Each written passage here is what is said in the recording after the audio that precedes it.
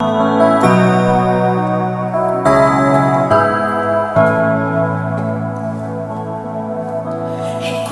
sanidad, encuentro libertad en tu presencia.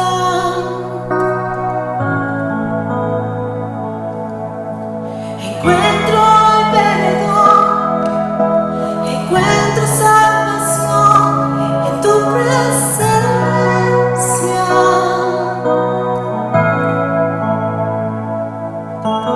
Correremos hacia ti, el cielo ya está aquí. Correremos hacia ti, el cielo ya está aquí.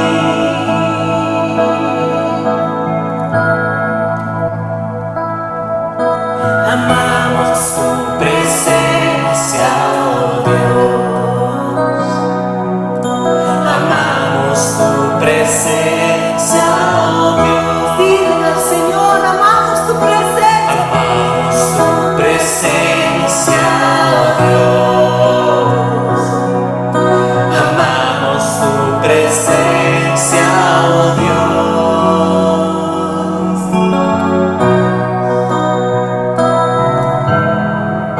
Gracias, Señor.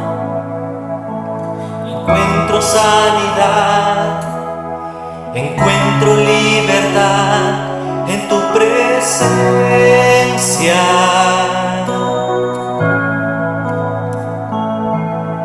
Encuentro hoy perdón, encuentro salvación en tu presencia.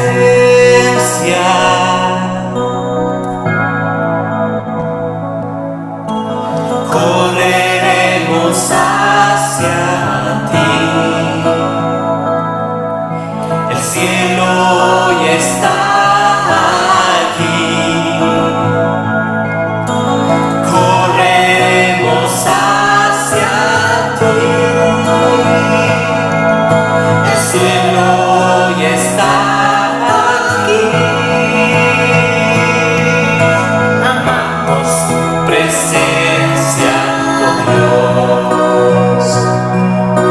Amamos tu presencia, oh Dios. Amamos tu presencia, Señor. Amamos tu presencia, oh Dios. Amamos tu presencia, Dios. Amamos tu presencia, Señor. Amamos tu presencia, oh Dios. Amamos tu presencia, oh Dios. Amamos tu presencia, Señor. Amamos tu presencia, oh Dios. Amamos tu presencia, Dios. Amamos tu presencia, Dios. Amamos tu presencia, Dios. Salta la pregunta, una gran pregunta ahora. ¿Está Dios reinando soberanamente? Vemos a nuestro alrededor las cosas que están pasando y uno a momentos no deja de estar temeroso, generar cierta angustia en algunos. ¿Está Dios gobernando ahora? ¿Qué tipo o estilo de gobierno tiene Dios? Hermanos, buenos días.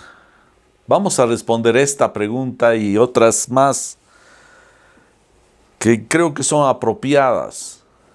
Le he llamado a esta prédica el reino de Dios en su primera parte, porque es algo que va a tomar muchas sesiones probablemente en el devenir del tiempo para que compartamos sobre el reino de Dios. Un texto central, aunque no lo vamos a exponer en su composición que está escrita, pero sí en el concepto. estaría el Salmo 47, verso 8, que dice: Dios reina sobre las naciones, sentado está Dios en su santo trono. Ahora, me van a permitir hacer una breve explicación sobre el término, sobre la frase el reino de Dios. Es bueno a veces hurgar un poco los conceptos. Empezaremos por la palabra reino. ¿Qué es un reino? Un reino, lo han definido, es un estado cuya organización política es una monarquía. Salta otra palabra ahí, monarquía. ¿Qué es una monarquía? Es la forma de gobierno en la que el monarca, el rey, es quien ejerce el poder sin restricciones. Actualmente no hay muchas monarquías absolutas. Son extrañas las monarquías absolutas, pero se han como actualizado a la época las monarquías, las cuales tenemos acá en el mundo. Por ejemplo, hay monarquías parlamentarias, otras monarquías constitucionalistas, híbridas y otras más que no vale la pena entrarnos en todo este asunto de definiciones. Tenemos monarquías, por ejemplo, el reino de Bélgica, principalmente en Europa, el reino de Dinamarca, el reino de España, el reino de Inglaterra, el reino de Suecia y otras más, que básicamente no son una monarquía que la Biblia está mostrando, son monarquías muchas veces como representando los reyes, simplemente son como íconos, una especie de figura protocolar de esa nación que generalmente, en mi percepción, están como representando lo que es la historia de esas naciones, pero no más, no tienen un liderazgo de dirección sobre las naciones. Ahora bien, definiremos qué sería entonces el reino de Dios. Vamos a hacer una definición sencilla. Es donde Dios es el monarca que gobierna y ejerce su poder sin restricciones. Ahora, habría algo contrapuesto a lo que está pasando en este mundo. Lo que más suena es la democracia. La democracia que utilizan los políticos y el público y en la prensa y en todo lado, hablan sobre democracia. Y es bueno entender qué es democracia. Y lo que podemos hacer, la forma más sencilla, es hacer un desglose del origen de esta palabra democracia, que viene del griego, que demo significa pueblo y cracia gobierno. Entonces estaríamos diciendo que democracia es el poder o gobierno del pueblo. Sin embargo, podríamos aseverar y asegurar que el reino de Dios no es una democracia, definitivamente. Como dice la palabra, teocracia sería lo que sería el estilo de gobierno del reino de Dios. ¿Por qué? Porque teo significa Dios y cracia gobierno. Es un gobierno en el cual Dios es el que ejerce el poder y gobierna. Entonces, podemos ver que el reino de Dios no es una democracia. Es más bien la democracia sería más bien una donde nosotros hacemos el voto. Nos hablamos y todos los políticos usan esta palabra de distintas maneras, la usan y la abusan. Y nosotros vamos a hacer nuestro voto, es decir, el gobierno del pueblo, a elegir nuestros gobernantes. El reino de Dios no es una democracia. Es totalmente opuesto. Mi percepción es que la democracia, aunque no en el término como se está usando ahora, pero en su concepción, en su origen, el problema de la democracia empezó en el Edén, donde el hombre empezó a decidir su gobierno, la forma de decidir lo que iba a ser su futuro. Y se estaba desligando del gobierno de Dios.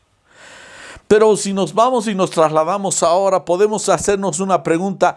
¿Hay teocracia hoy día, hablando sobre el reino de Dios? ¿Hay una teocracia hoy día en el mundo? Yo veo que sería un peligro terrible el tratar de instaurar una teocracia en este mundo actual. Hay varios, sin embargo, hay teocracias que se han levantado, que los hombres han levantado en este mundo. En este momento, por ejemplo, tenemos el Vaticano. El Vaticano es una teocracia.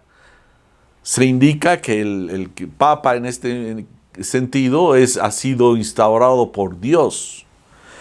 De tal manera que es una teocracia que tiene su representación consular o de embajador aquí en Bolivia, que no le llaman embajador, pero le dicen el nuncio. Tenemos su oficina en la ciudad de La Paz, en San Jorge, donde está su residencia. Y el gobierno de Bolivia designa un representante, un embajador ante el Vaticano, que está en Roma, lo designa para representarlo. Entonces, este sería una teocracia. Hay otras teocracias también, principalmente en el mundo musulmán, por ejemplo, Irán, Arabia Saudita, Afganistán, Yemen, Mauritania, donde están basados esos estados en el Corán. Ya, tal vez tienen otros representantes que están administrando esos gobiernos, pero por detrás están los religiosos que están dirigiendo esas naciones, que están como sujetando a esos pueblos para que sean gobernados a través de lo que ellos creen. Ahora, ¿por qué no hay una teocracia? ¿Por qué no ahora? Básicamente es porque, lo voy a decir, alguna vez hay un dicho común entre los cristianos, es Satanás está suelto. Es una tentación, sería una imprudencia querer levantar una teocracia, porque conlleva muchos problemas. Ya se trató de instaurar una teocracia, empezó básicamente en el siglo III con el emperador Constantino, quien denominó que el imperio, él se estaba convirtiendo, y todo el imperio, casi por una ley, por un decreto, todos se convirtieron en cristianos. Había moros y cristianos que automáticamente llegaron a formar lo que sería esa teocracia que se quiso instaurar. Pero trajo una corrupción porque había poder, había muchos intereses humanos en medio, que degradó lo que fue esa intención, y posteriormente fue pues grave, pues hubo ejemplos como se instauraron a nombre de Dios guerras, como una de las más fuertes y largas fue el asunto de las cruzadas. También hubo la Inquisición, que a nombre de Dios se perseguía y se mataba a muchas personas. Fue una demostración cruel cuando el hombre natural trata de asentar un gobierno, aun sea a nombre de Dios. Como hay este dicho conocido, dice: el poder corrompe y el poder absoluto corrompe absolutamente. Sin embargo, hay que notar de que sí, como personas, como individuos, inclusive los cristianos, pueden ejercer gobierno o política, pero lo tiene que hacer a nombre personal. La iglesia no debería inmiscuirse en la política porque ha arrastrado estas pasiones, estos deseos. Aún tuvimos alguna vez, hace muchos años atrás, un partido político conformado por cristianos. Tal vez la intención original era muy buena. A veces porque ven un grupo de personas, entonces piensan que aprovechando esa oportunidad puede instaurarse un gobierno cristiano, una teocracia. Pero realmente ha sido un causa de hasta algún escándalo con este grupo político que se denominaba cristianos, porque empezaron a salir situaciones muy complejas, cosas que no correspondían a los hijos de Dios. ¿Qué hace entonces la iglesia? La iglesia está en este mundo, en este tiempo, para anunciar los principios del reino de Dios, anunciar el reino de Dios. Y es Dios quien está penetrando, está conquistando el corazón de personas. Y tiene sus embajadores. Los embajadores nos indica claramente la palabra de Dios en 2 Corintios 5:20. Nosotros somos embajadores de este reino. Los que estamos anunciando este reino, el momento que nos dedicamos a la evangelización, a la enseñanza, a proclamar este reino, somos sus representantes, sus embajadores. De que el reino de Dios está ingresando a los corazones. Jesús mismo decía en Juan 18:36, decía, Jesús les respondió, mi reino no es de este mundo. Si mi reino fuera de este mundo, entonces mis servidores pelearían para que yo no fuera entregado a los judíos. Pero ahora, mi reino no es de aquí. Lo que está haciendo Dios es conquistar las personas, los corazones, las voluntades. Si ustedes se dan cuenta, no es sencillo. Ahora se trata de imponer las ideas, se trata de dominar a las personas en cualquier forma de gobierno. Pero lo que Dios está haciendo es conquistar los corazones de las personas. Y hay varias cosas que podemos resaltar de este reino, hacer un contraste. Lo que Dios ahora está mostrando cómo es su reino. Y hace un contraste. Es bien interesante ver cómo lo diferente que es el reino de Dios y el reino de los hombres, se llamen democráticos o se llamen otra cosa. El reino de Dios es muy distinto. Y no solamente envió en su tiempo embajadores como serían los profetas y otros que vinieron, sino que el mismo rey vino aquí a la tierra mostrando, dando ejemplo. Él se puso como ejemplo de qué es ese reino y cómo es ese reino. Y empezamos con lo que pasó su nacimiento. Este rey del universo, nacía en un pesebre, como nos muestra Lucas capítulo 2. Nació en un pesebre mostrando la humildad, no así como ahora podemos ver cuando nace el hijo de algún rey o príncipe. Se hace toda una celebración con mucho dinero, con muchas riquezas, con mucha cosa para mostrar el poder o quién es él. También podemos ver que este mismo rey, por ejemplo, cuando estaba Juan el Bautista bautizando en agua a los que estaban aceptando su mensaje del reino de Dios, Jesús se presentó para ser bautizado. ¿Y qué les dijo Juan? Juan le dijo, tú vienes a mí, más bien yo debo ser bautizado por ti. Ahora, ¿por qué? Este asunto es muy importante porque la gente dice que se bautizaba confesando sus pecados, porque Juan el Bautista vino anunciando arrepentimiento, demandando a la gente que se arrepientan. Pero Jesucristo no tenía qué pecado confesar y ni de qué arrepentirse.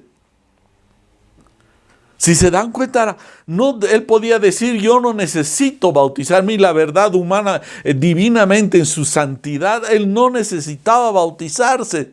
¿De qué pecado podía bautizarse, morir al pecado? No había. Sin embargo, que como ser humano, Jesús mismo dijo, es necesario hacer justicia, se sintió compelido porque se hizo hombre. Se hizo hombre. También podemos ver cuando hacía milagros. Este rey hacía cosas buenas, dice que a todos sanaba, hacía el bienestar, el bien a todas las personas. Y él regularmente pedía que no anuncien las cosas buenas que había hecho con ellos, por ejemplo, sanidades. Él dice, les mandaba a que no proclamen, y claro, y la gente, como había recibido semejantes milagros, agarraba y se ponía a anunciar. Pero a ver, ¿hay alguien eso? Ahora hasta para inaugurar una pileta de agua se hacen sacar fotos, salen en la prensa, etc. Y no me refiero solamente en Bolivia, es en todo el mundo. Sin embargo, nuestro rey no hacía algarabía de las cosas buenas que hacía a los demás. Cuando Satanás le ofreció los reinos del mundo, él rechazó, no aceptó lo que le estaba proponiendo Satanás, y le dice que lo llevó a un monte donde le ofreció toda la gloria del mundo y los reinos del mundo. Él rechazó y dijo, mi reino no es de este mundo. Él habló, escrito está, a tu Dios solamente adorarás y a Él le darás culto. Él no aceptó ese tipo de transacción. Fue distinto lo que pasó con Adán, ya lo veremos después. Cuando estaba en el templo y pagaban seguro la gente impuestos a causa del uso, me imagino que era del templo, vinieron a reclamar a Pedro que si su maestro pagaba impuestos, y él dijo sí. Y fue a Jesús a hablar para que paguemos impuestos, pero Jesús saltó con una parábola breve, pero muy destacable respecto a cuál era su actitud. Jesús le dijo, ¿los hijos del rey pagan impuestos? Y Pedro le dijo, no. Y le dijo, ve y agarra, pesca un pescado, abre su boca, vas a encontrar monedas, paga por ti y por mí. Él, lo que estaba diciendo, yo como hijo de Dios, no necesito pagar impuestos del templo, porque ese templo era dedicado a él. Sin embargo, se humilló y pagó los impuestos. Él también, cuando fue compelido por el Espíritu Santo al desierto, Satanás le ofrecía muchas cosas. Por ejemplo, fue tentado para comer. Dice que estuvo 40 días y 40 noches en ayuno. Él le dio una gran ventaja a lo que pasó con Adán, que ya lo vamos a ver, como decía, después. Sin embargo, él no aceptó la propuesta de Satanás. Le respondió, no solo de pan vivirá el hombre, sino de toda palabra que sale de la boca de Dios. No así fue Adán. Adán comió y no aceptó la palabra de Dios, rechazó. Sin embargo, Jesús hizo lo contrario, no comió lo que le ofrecía Satanás, sino más bien dijo, no solo de pan vivirá el hombre, sino de la palabra de Dios, lo que el primer Adán no lo cumplió. Puso varios ejemplos respecto a cuál era el reino, cómo se mueve este reino. Nuestro rey estaba dando ejemplo, por ejemplo, en Marcos 10:45. Dice así, yo el Hijo del Hombre soy así, no vine a este mundo para que me sirvan, sino para servir a los demás. Él no usufructó de lo que tenía. Él, como el Hijo de Dios, el Rey del universo, podía sacar ventaja, pero no sacó ventaja, no se aprovechó de la gente, sino que más bien él vino a servir. Qué distinto es este rey, qué distinto es. Esto nos muestra cuán diferente se mueve el reino de Dios y los reinos de este mundo. Los reinos de este mundo, vemos los gobiernos distintos en todo lugar, aprovechan de su posición. Sin embargo, él no aprovechó para nada de su posición. También nos dice el Marcos 23:11, dice, el más importante entre ustedes debe ser el sirviente de los demás. Cuando discutían los discípulos de quién iba a quedarse con la posición, el ser más importante, él dijo, si quieres ser importante, debes servir, es lo que dice Lucas 22, 26. Pero no es así con ustedes.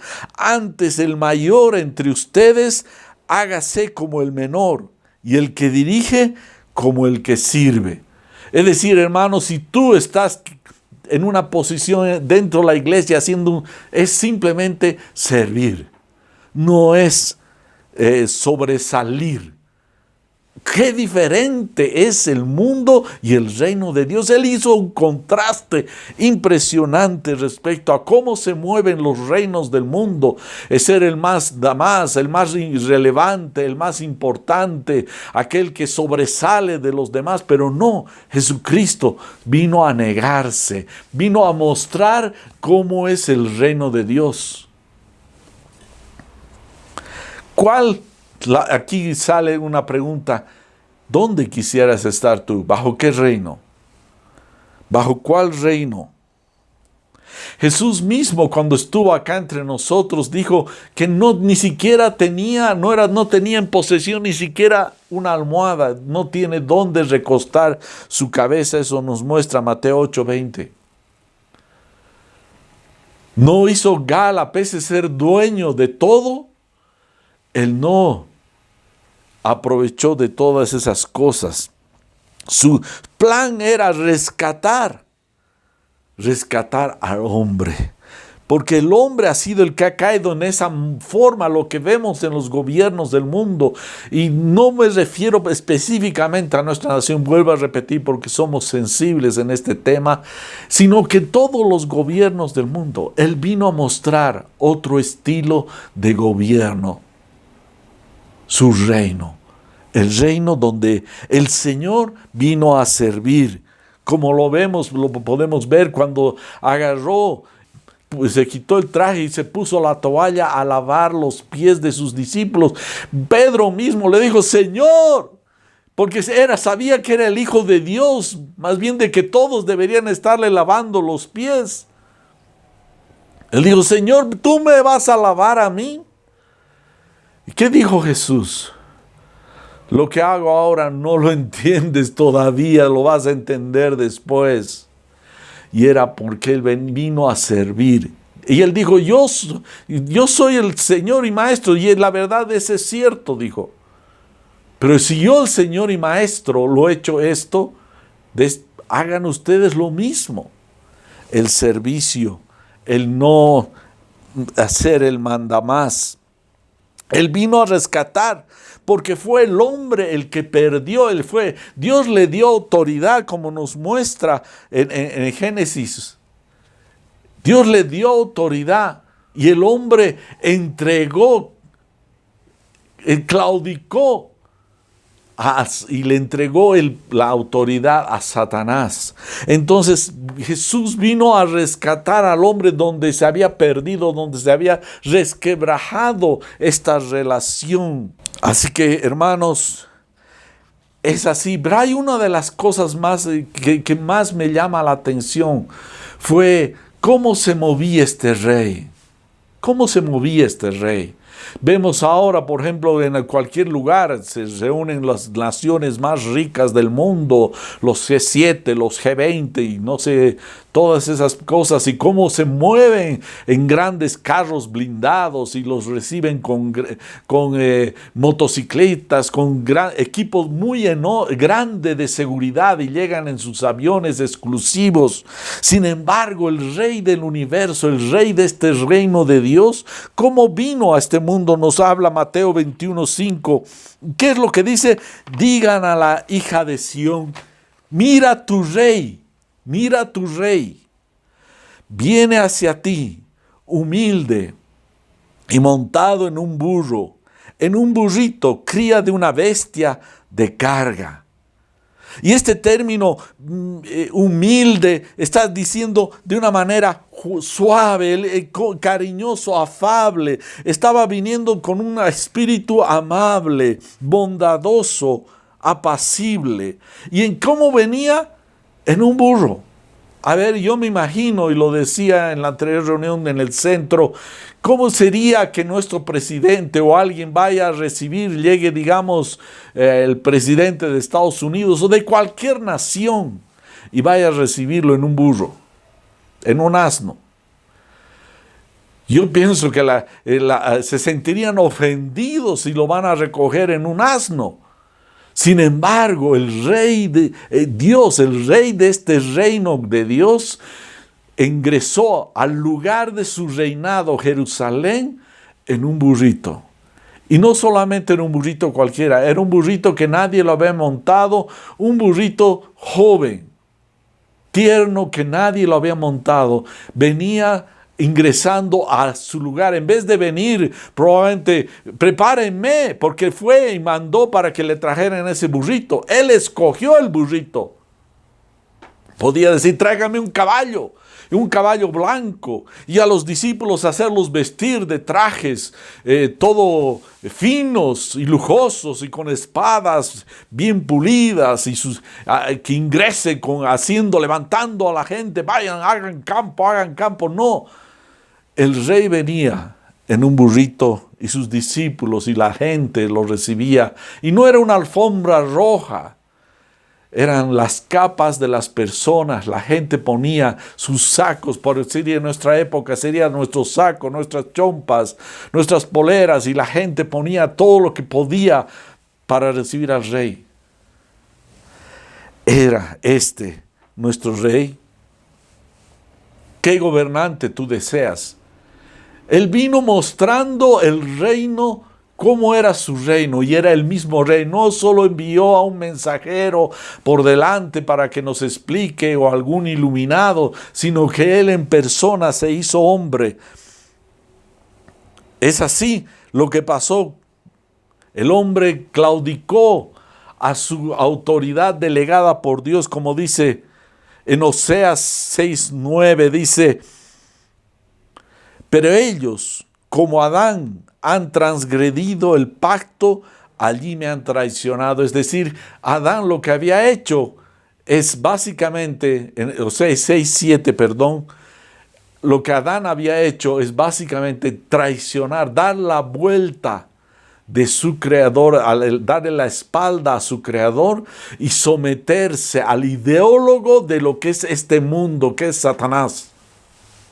Porque las tentaciones que vinieron no solamente eran ideas que ese momentito se le ocurrieron a Satanás y ahí terminó, sino que traía toda una filosofía de gobierno, de forma de vida que debería el hombre aceptar. Y el hombre aceptó y dio la espalda lo que el Señor tenía para el hombre.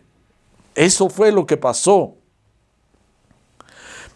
Entonces vino Jesús a rescatar, vino el que se había perdido el problema en sí era el hombre que había claudicado, se había dejado engañar, se había dejado seducir, y vino Jesucristo a rescatar a ese hombre, y él se hizo hombre y lo venció. Más que eso, totalmente más fuerte fue lo que pasó.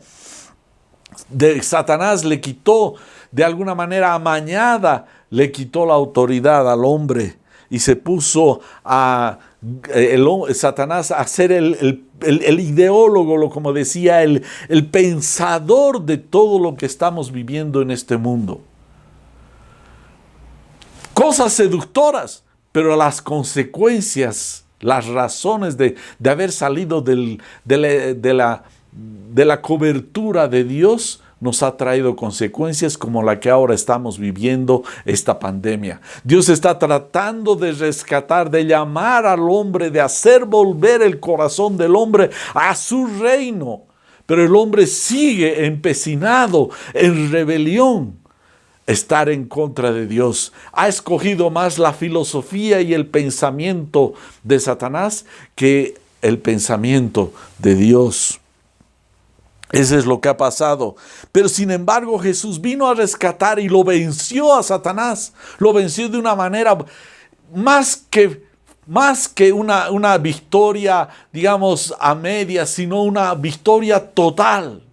lo que pasó, por ejemplo, cuando fue llevado al desierto. El que lo llevó fue el Espíritu Santo. Eso es lo raro, porque nunca Dios impulsa a alguien a ser tentado. Pero sí, en el caso de Jesús, fue impulsado al desierto, dice, y fue tentado con todo tipo de tentación.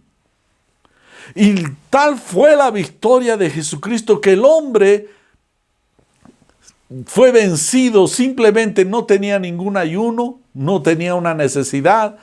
Simplemente fue tentada la mujer a comer de un árbol. Teniendo miles de árboles, no estaban a prueba. Sin embargo, Jesucristo le dio una ventaja tan grande a lo que fue el primer Adán, que estuvo en ayuno 40 días. Es decir, es bien difícil. Yo he conocido un hermano que hizo un ayuno de 40 días. Al final terminó en el hospital porque sus intestinos se habían hecho un nudo. No pudo resistir. Jesús, después de 40 días de ayuno, vino Satanás también a tentarle por la comida. Di a estas piedras que se conviertan en pan. ¿Y qué le dijo Jesús? Lo venció. Lo que hubiera hecho Adán le hubiera respondido probablemente lo correcto era: Dios nos mandó a no comer de este árbol. Listo. Pero sin embargo aceptó esa seducción, ese pensamiento de ir contra Dios. Jesucristo, sin embargo, se aferró a la palabra de Dios y dijo: escrito está, no solo de pan vivirá el hombre, sino de toda palabra que sale de la boca de Dios. Es decir, Jesucristo se puso en la palabra de Dios, aceptó, se subyugó, se sometió amablemente y con todo su corazón a los dichos de Dios. Él venció, salió más que victorioso. ¿Y qué pasó? Que lo venció al final a Satanás. No cedió a ninguna de sus propuestas, inclusive el darle los reinos, todos los reinos del mundo y toda la gloria del mundo. Y Jesucristo aceptó, prefirió la adoración a Dios antes de transar con Satanás.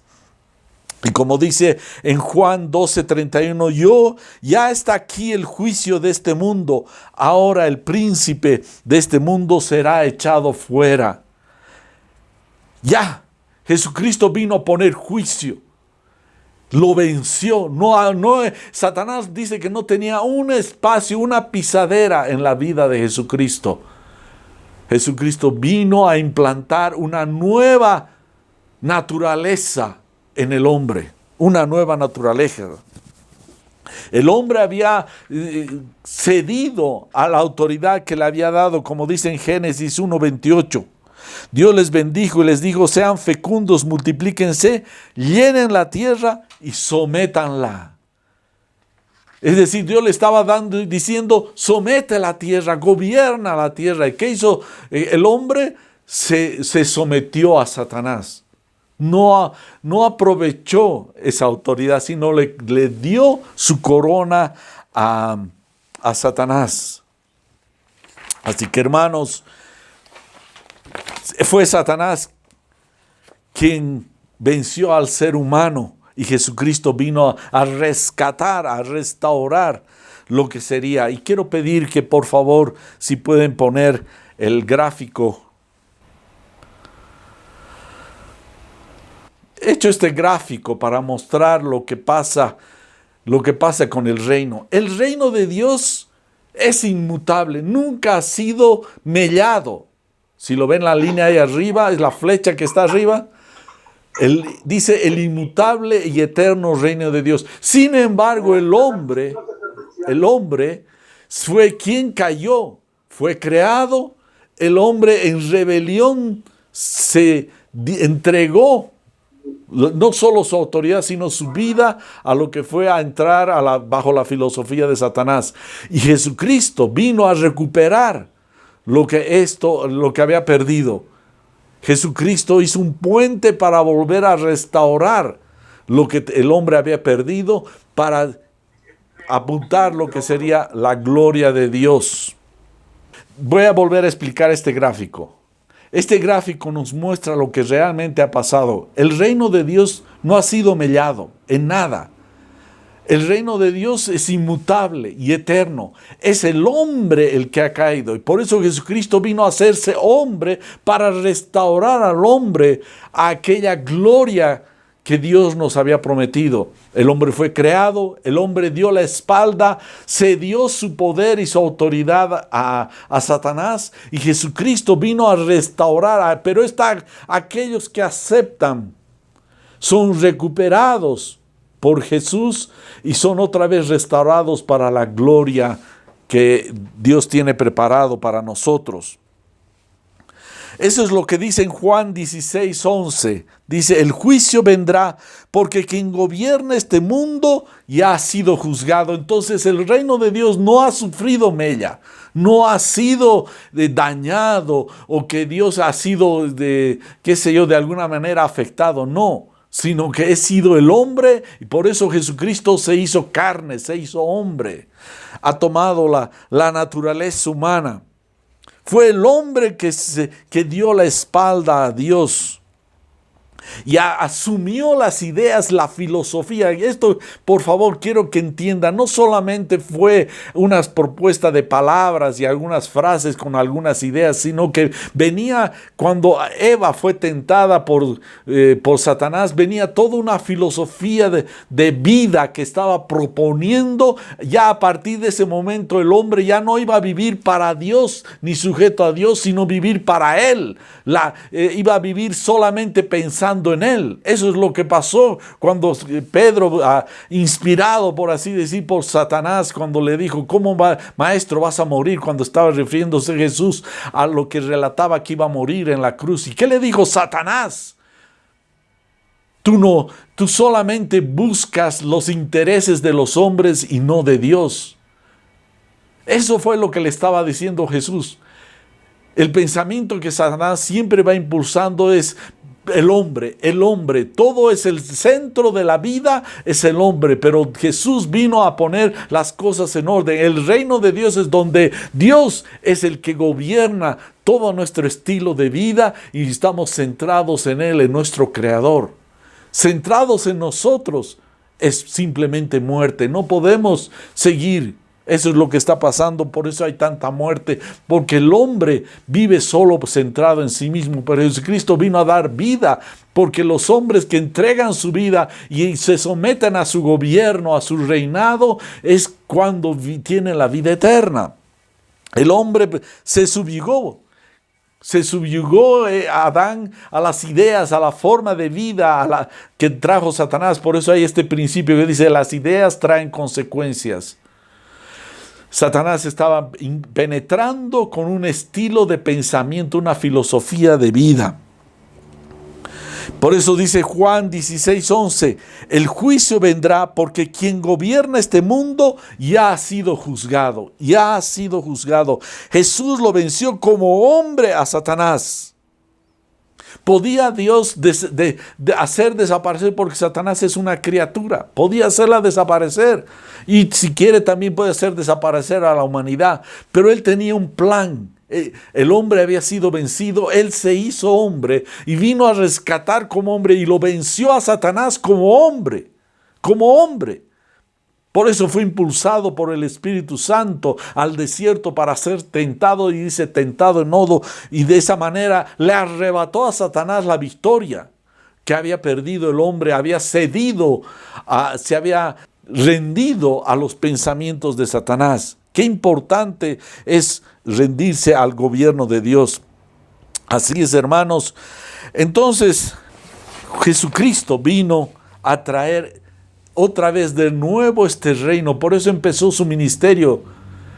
¿Qué es lo que predicaba? Lo que dice Mateo 4:17. Desde entonces Jesús comenzó a predicar: arrepiéntanse porque el reino de los cielos se ha acercado. Lo que Adán perdió en Edén, Cristo lo rescató. Lo rescató en el desierto y finalmente le dio la victoria. Ganó con victoria absoluta en la cruz, dando su vida por los demás.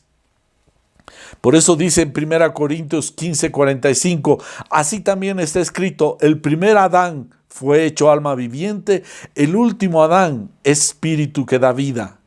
Jesucristo lo ganó porque vino a implantar una nueva humanidad trayendo a todos aquellos que creen. Les hizo renacer de nuevo. Cada persona que entrega su vida a Cristo como su Señor está abandonando, es decir, está escapando del reino de las tinieblas.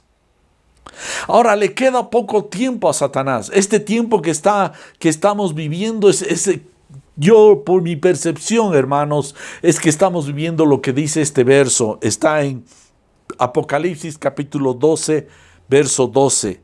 El diablo ha bajado hasta ustedes ebrio de furor, sabiendo que es corto el tiempo con que cuenta. Es decir, Satanás ya sabe que es corto el tiempo. Y la situación se está poniendo cada vez más tensa.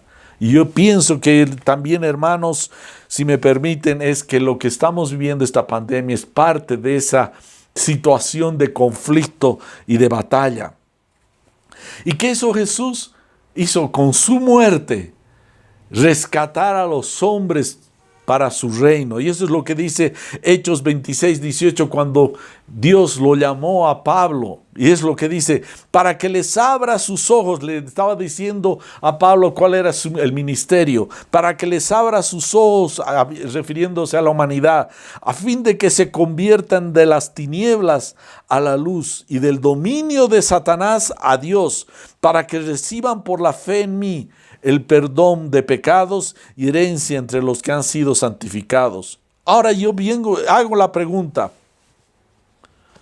viendo todo esto, ¿puede una persona ser salva sin someterse al reino de Dios? ¿Puede una persona ingresar al reino sin nacer de nuevo y someterse a su rey? Es indisoluble estos dos términos. Es indisoluble. El reino y la salvación, aunque sí es cierto, por ejemplo, en mi caso, yo cuando me entregué a Cristo, no estaba entendiendo todo este asunto del reino de Dios, simplemente yo necesitaba a alguien que me salve, pero con el tiempo fui comprendiendo esto y el reino de Dios cada vez manifestándose más en mi vida.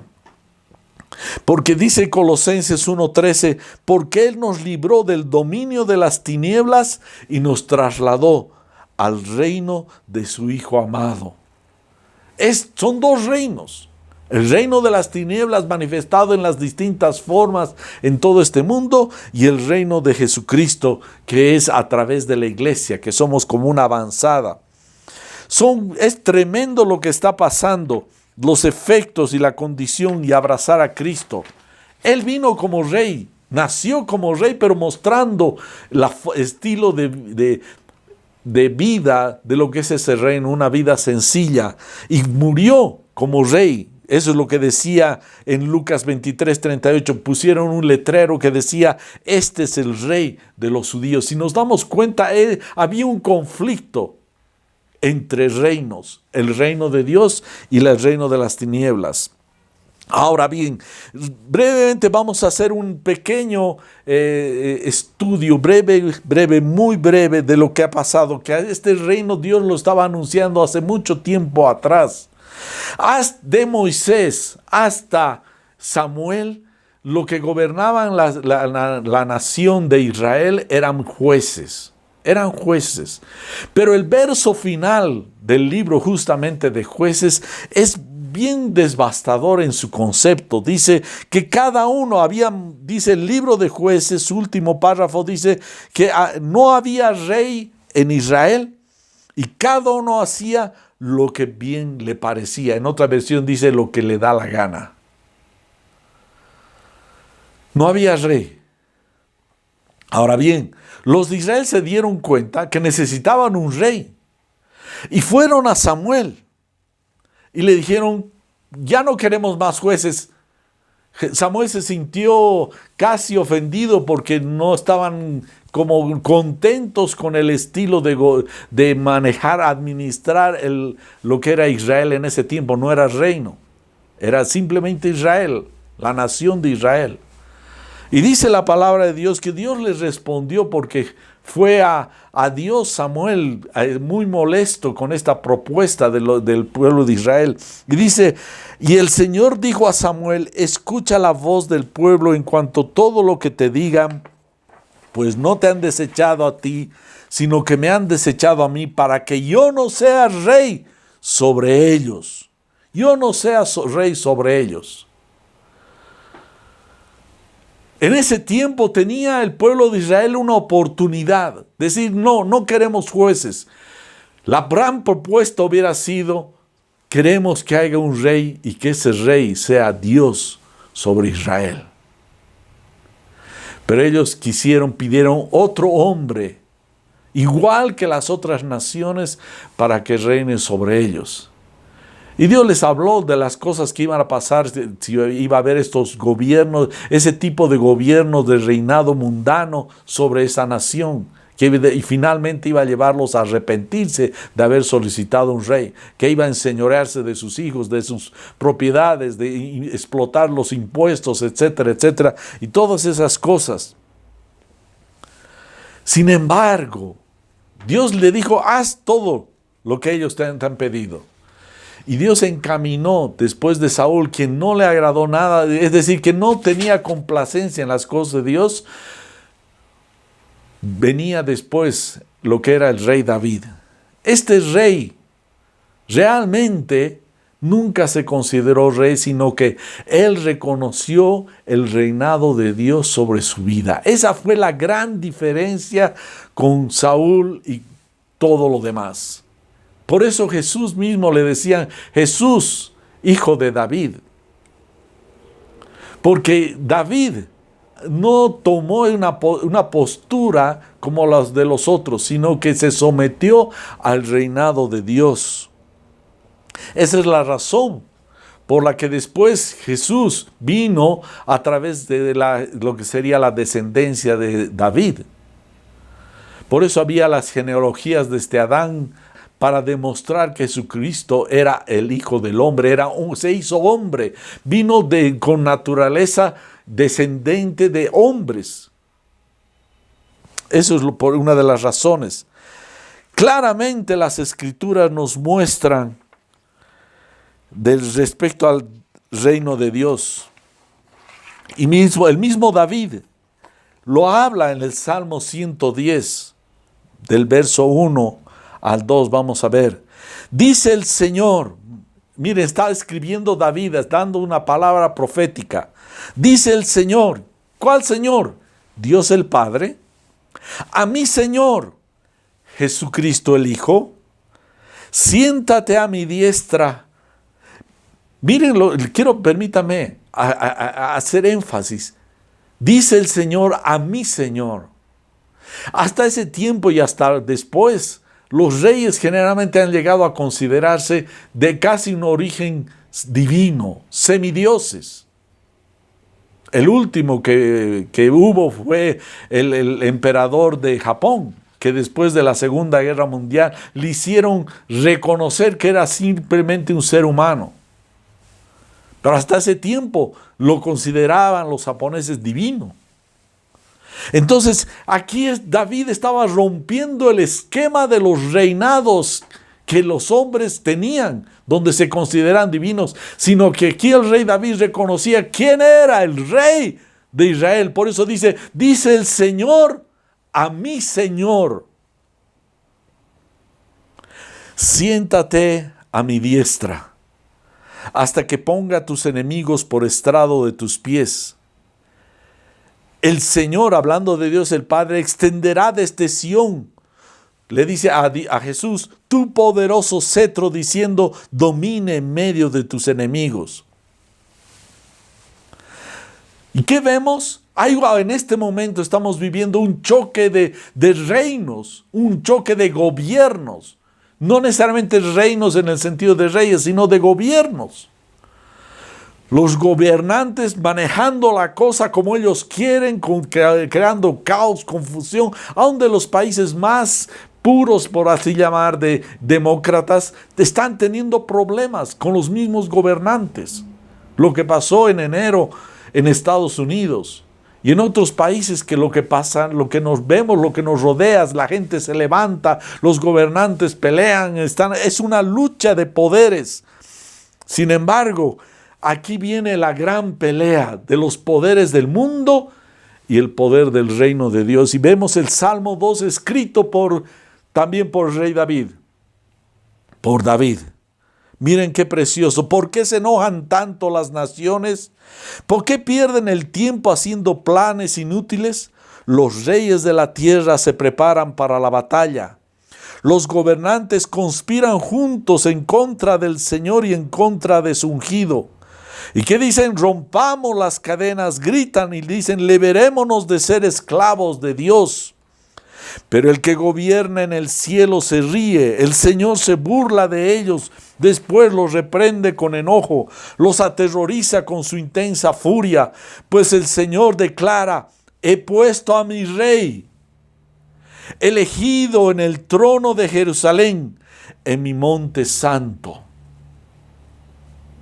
Si se dan cuenta las leyes que están saliendo, aún en esta época de la pandemia, como escuchamos que alguna nación están aprobando todavía el aborto, en otra nación están aprobando el matrimonio de los homosexuales. Eso es básicamente, quieren el hombre romper la estructura de lo que es el gobierno de Dios. Está yendo en contra del reino de Dios. Es una pelea de reinos. Los hombres buscando sus derechos, el derecho a mi cuerpo, el derecho sexual y reproductivo, el derecho de estas personas, todos hablan de derechos y nadie habla de responsabilidades. Todos salen a reclamar derechos, pero nadie tiene algún concepto de lo que es su responsabilidad. Son simplemente manifestaciones en contra de Dios. Porque el hecho de negar la naturaleza del ser humano, de negar la vida a un bebé, están llevando a la muerte a millones de niños indefensos. Y quieren ahora tomar a los niños que ya han nacido, apropiarlos y convertirlos como ellos son. Es simplemente rebelión del reino de las tinieblas al reino contra el reino de Dios. El rey proclama que es Dios. El rey proclama del decreto del Señor. El Señor me dijo, tú eres mi hijo, hoy he llegado a ser tu padre. Aquí está hablando de cómo consiste el reino. Dios el Padre, por encima de todo, entrega todos los reinos de la tierra para que Él gobierne al Rey que es Jesucristo. Solo pídelo y te daré, verso 8, como herencia a las naciones, toda la tierra como posesión suya. Las quebrarás con vara de hierro y las harás pedazos como si fueran ollas de barro. Ahora bien, ustedes reyes, actúen con sabiduría. Dios los está exhortando. Queden advertidos ustedes, gobernantes de la tierra. Sirvan al Señor con temor reverente y alégrense con temblor. Sométanse al Hijo de Dios. No sea que se enoje y sean destruidos en plena actividad, porque su ira se enciende en un instante, pero qué alegría para todos los que se refugian en Él. Como está escrito, Dios puso todo debajo los pies de Jesús. Dios ha entregado el reino a Jesucristo, como dice Hebreos 2:8, todas las cosas las ha sujetado bajo sus pies, porque al sujetarlo todo a Él no dejó nada que no le sea sujeto, pero ahora no vemos aún todas las cosas sujetas a Él. Dios tiene un plan para llevar todas las cosas al gobierno de Dios. Todo tiene en este momento Jesucristo en sus manos. Él va a conducir todo este lío, todo este caos, toda esta rebelión al gobierno de Dios. Eso es lo que nos está mencionando en 1 Corintios 15:24. Entonces vendrá en fin cuando Él, Jesús se refiere, entregue el reino al Dios y Padre después de que haya terminado con todo dominio y toda autoridad y poder. Y pues Cristo debe reinar hasta que haya puesto todos sus enemigos debajo de sus pies. Jesucristo está en este momento conduciendo al gobierno de Dios, a toda la humanidad hacia el gobierno de Dios. Eso es lo que está diciendo.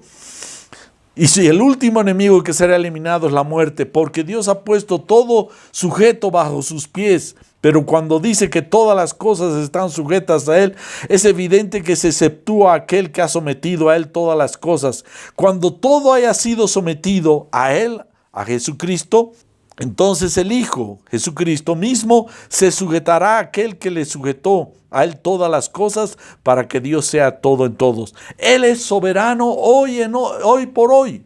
Él está dirigiendo todo este caos. Él vino desde que vino a ser hombre, hizo la obra victoriosa y ahora está conduciendo, y eso lo vamos a ver posteriormente.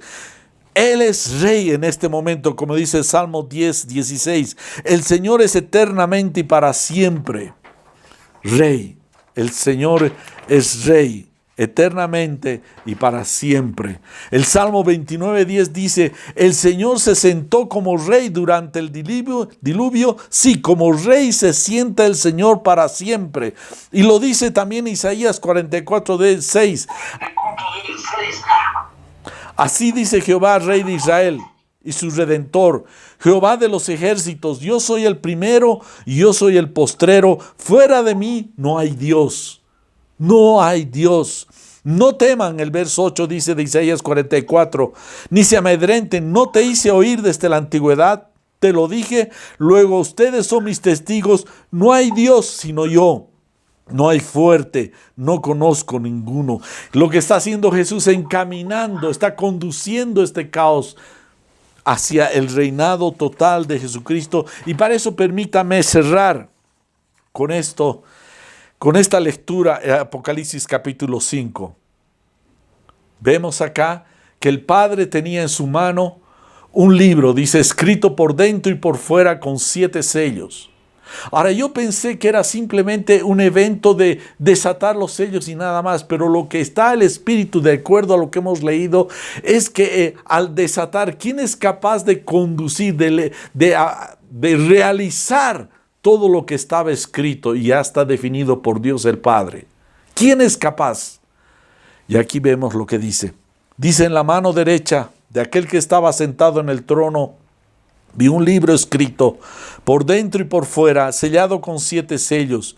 Vi también a un ángel poderoso que anunciaba a gran voz, ¿quién es digno de abrir el libro y de desatar sus sellos? Y nadie, ni en el cielo, ni en la tierra, ni debajo de la tierra, podía abrir el libro, ni mirar su contenido.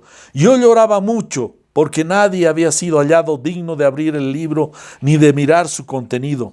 Entonces uno de los ancianos me dijo, no llores, mira el león de la tribu de Judá, la raíz de David ha vencido para abrir el libro y de sus sellos. Y miré y vi entre el trono con los 4 seres vivientes y los ancianos a un cordero de pie, como inmolado, que tenía 7 cuernos y 7 ojos, que son los 7 espíritus de Dios enviados por toda la tierra.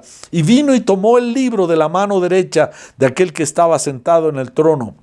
Cuando tomó el libro, los 4 seres vivientes y los 24 ancianos se postraron delante del Cordero. Cada uno tenía una arpa y copas de oro llenas de incienso, que son las oraciones de los santos, y cantaban un cántico nuevo diciendo, digno eres de tomar el libro y de abrir sus sellos, porque tú fuiste inmolado y con tu sangre compraste para Dios gente de toda tribu, lengua y nación. Y los has hecho un reino y sacerdotes para nuestro Dios, y reinarán sobre la tierra. Y miré y oí la voz de muchos ángeles alrededor del trono, de los seres vivientes y de los ancianos. El número de ellos era millares de millares, que decían a gran voz, el Cordero que fue inmolado es digno de recibir el poder, las riquezas, la sabiduría, la fortaleza, el honor, la gloria y la alabanza. Y oí decir a toda cosa creada que está en el cielo y sobre la tierra, debajo de la tierra y en el mar, y a todas las cosas que en ellos hay, al que está sentado en el trono y al Cordero, sea la alabanza, la honra, la gloria y el dominio por los siglos de los siglos. Los cuatro seres vivientes decían amén, y los ancianos se postraron. Y empezó el Cordero a abrir los 7 sellos. ¿Qué significa esto, hermanos? Que en este instante, así como Jesús declaró, toda autoridad me ha sido dada en el cielo y en la tierra, en este momento Jesucristo está reinando y conduciendo el caos que ha vivido la humanidad, que está viviendo, a su reinado total. Él tiene absoluto control. Dice que no había nadie digno, nadie capaz, nadie con la suficiencia, capacidad, destreza, poder y autoridad para poder abrir ese sello que definía, que ya estaba decidido qué es lo que va a pasar. ¿Quién podía conducir todo este caos de este pequeño mundo en el que vivimos hacia el reinado de Dios? No había nadie digno, solamente uno, y es Jesucristo. Jesucristo en este momento está sentado en el trono y Él va a conducir, está conduciendo todo lo que estamos viviendo, hermano, incluyendo esta pandemia y las cosas que han de venir. Y está conduciendo bajo absoluto control, aunque la batalla arrecia. Dice que Satanás ha bajado con furia, porque sabe que su tiempo es corto. Pero el que está conduciendo y va a llevar todo al gobierno absoluto de Dios es Jesucristo. Para terminar, voy a hacer una breve ilustración.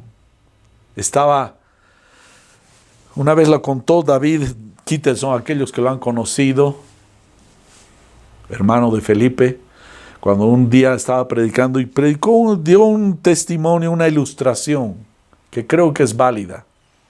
Él relató de que había en un barco de guerra, estaba en el mar, y era oscuro, era de noche, y el mar arreciaba en sus olas y la oscuridad, y al fondo del barco veía el capitán de ese barco de guerra, al fondo una lucecita, muy lejos.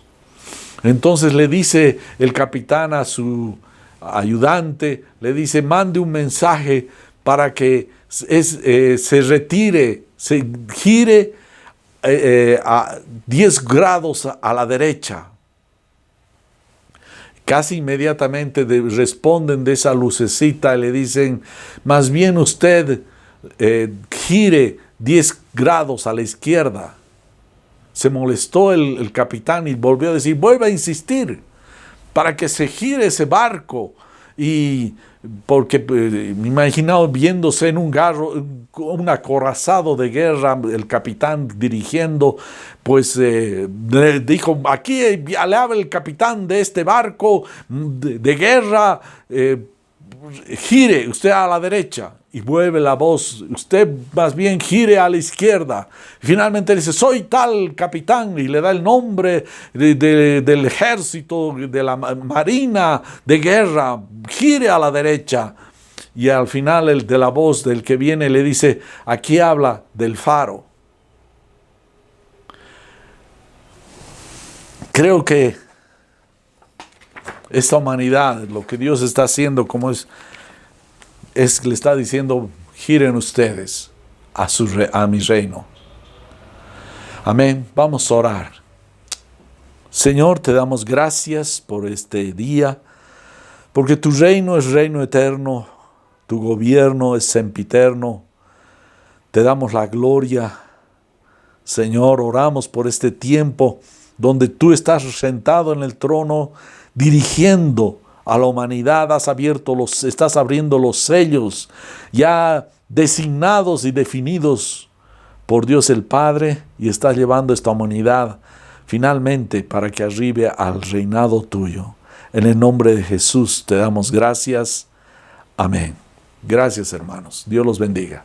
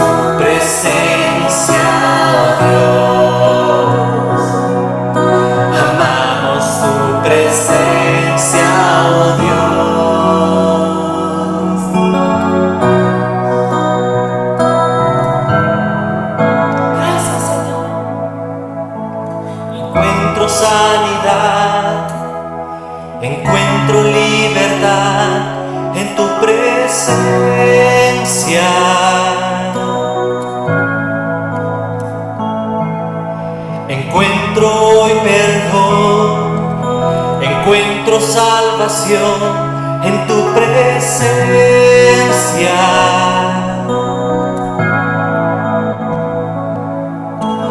Correremos hacia ti.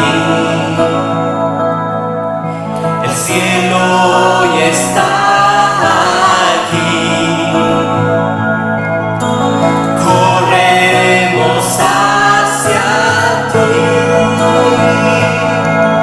El cielo hoy está aquí. Amamos tu presencia, oh Dios. Amamos tu presencia, oh Dios. Amamos tu presencia, oh Dios. Amamos tu presencia, oh Dios.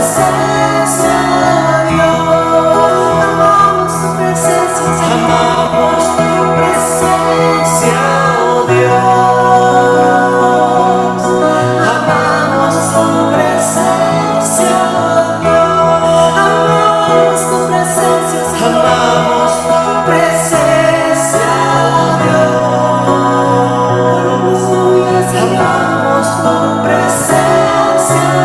Dios. Amamos tu presencia, oh Dios. Amamos tu presencia, oh Dios.